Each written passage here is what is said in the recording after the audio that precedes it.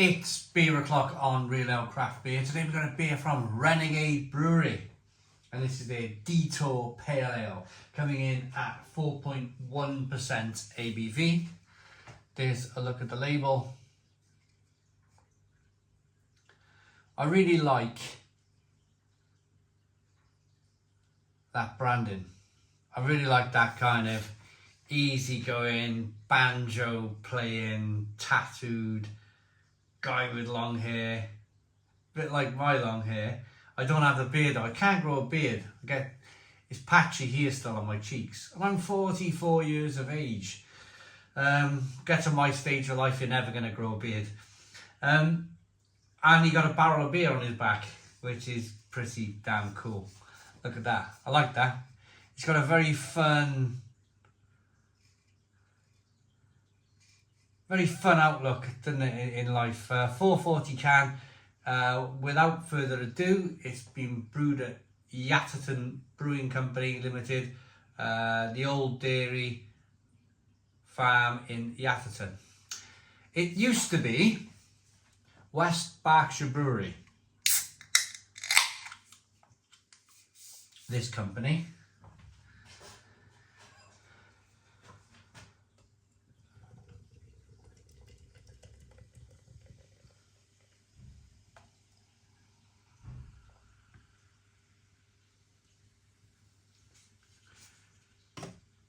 So beer in the glass, we've got a 1 to 2 finger white head, good levels of carbonation rolling up the side of the glass, middle of the glass, and it's very clear, a very clear pale ale. Now, obviously this is a decision by the brewery to make a clear pale ale, and it's a nice point of difference actually.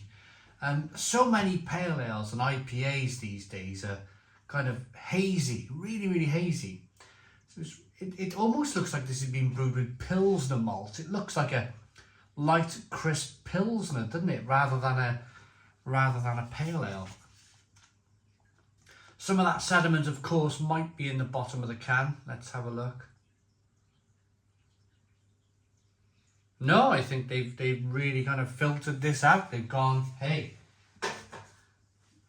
And I spoke about this in previous reviews. Maybe I think beer is very regional. If there's a lot of people in Berkshire who drink clear beer, then there would be no point in producing cloudy beer because people simply wouldn't buy it. So maybe it's just a bit like where I live in Barry. Lots of lager drinkers, lots of cider drinkers.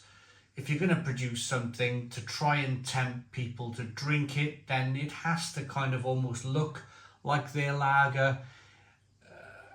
And it's just a case of, gosh, I'll tell you a story later on in the review about this very thing. I used to run a pub, and I used to tempt people I used to tempt lager drinkers with, I'll get to that in a moment. Let's get the aroma. Nice, really citrusy,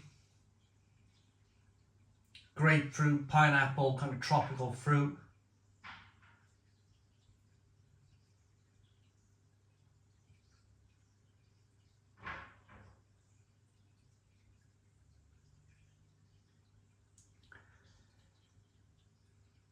Orange peel, lemon rind, lime. Smells really good. Let's dive in. Cheers, everybody.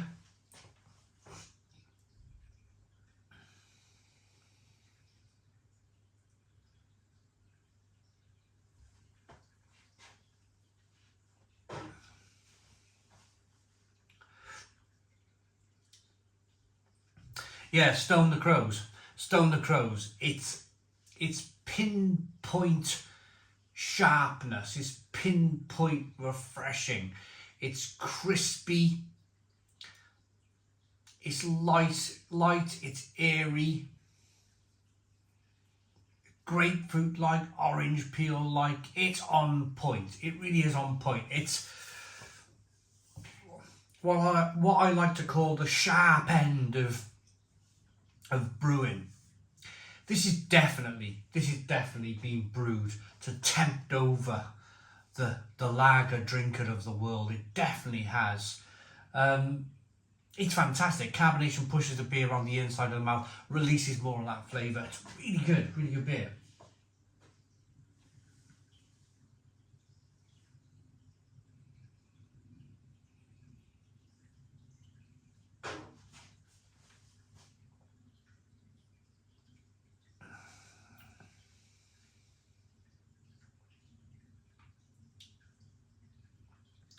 I'm going to say maybe Pilsner malt in this.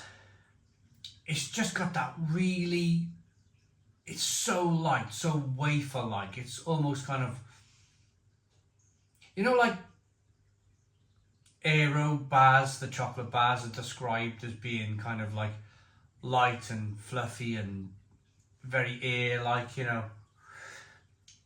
If I was trying to describe this beer, it'd almost be in that very same vein, that very same kind of really light, really fluffy, really delicate, but pinpoint sharpness. There's some lovely grapefruit, orange peel flavours coming through in the beer.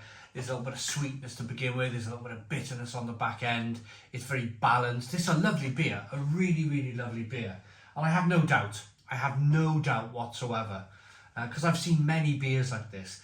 This has been brewed for the lager drinker. So let me get back to my story.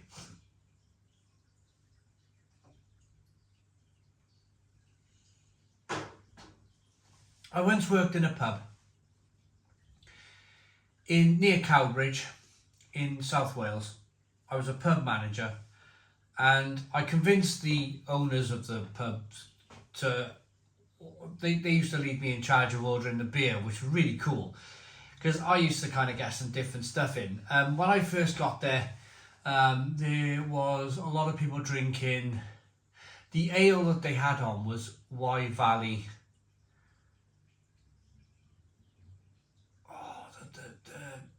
I think it was called HPA, Hereford Pale Ale, and that was pretty tight. It was very similar to this, but I'd get in like other different types of kind of newer world pale ales for the locals.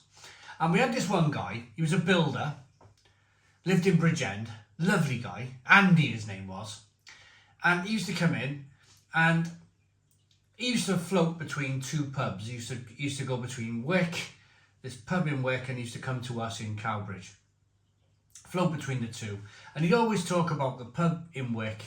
He was the lager mechanic. That was the word he called this landlord. The lager mechanic. His carling, he was a carling drinker. His carling is on point. His carling is fantastic. It's greatly carbonated. Yours is okay, isn't so good. And he was a staunch carling drinker. He would praise the stuff. And what I would do, pour beers. He learned that I was on the side. I was a YouTuber, beer connoisseur and stuff, drinking different beers. So I'd pour beers for other locals, give them little tasters, try this Wye Valley Pale Ale or different kind of pale ales like this, really. And I started getting in these kind of more crisper, lighter pale ales. And I'd do my thing. I'd pour it, hold it up to the light, because I knew I was in competition with this lager mechanic. And it was all bump, it was all show. I'd get a little glass, pour the beer out, swirl it round, hold it up to the light, that sort of thing. Look at it, smell it, taste it, wash it round my mouth, drink it. Spot on type of thing, spot on, this is great. So I was competing with this lager mechanic, but in a different way. In the end, it took me a couple of months, but I got him tasting these ales. I got him tasting these kind of Wye Valley Pale Ales and beers like this, light, crispy, kind of designed to probably compete with the likes of Carling and Foster's. You got your staunch Carling drinker. And I got him drinking it. I got him drinking these beers. And he tasted like that. And I'd be in his ear.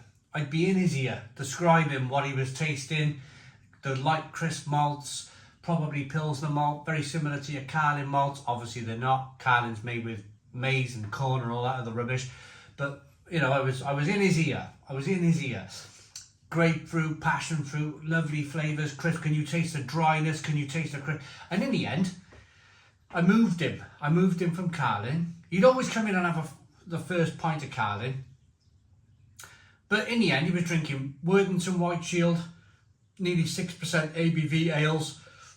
He was drinking Wye Valley Pale Ale. He'd be drinking beers like this, light, crispy pale ales. And I like to think I changed one person's kind of fortunes in beer. I just like that sort of thing. I just like getting stuck into people, like, you know. But this beer reminded me of that episode in my life. This beer reminded me of that situation, converting it, even if it was just the one Carling drinker, converting the one Carling drinker over to drinking kind of light pale ales like this. And this would have been perfect for him. This would have been perfect for Andy.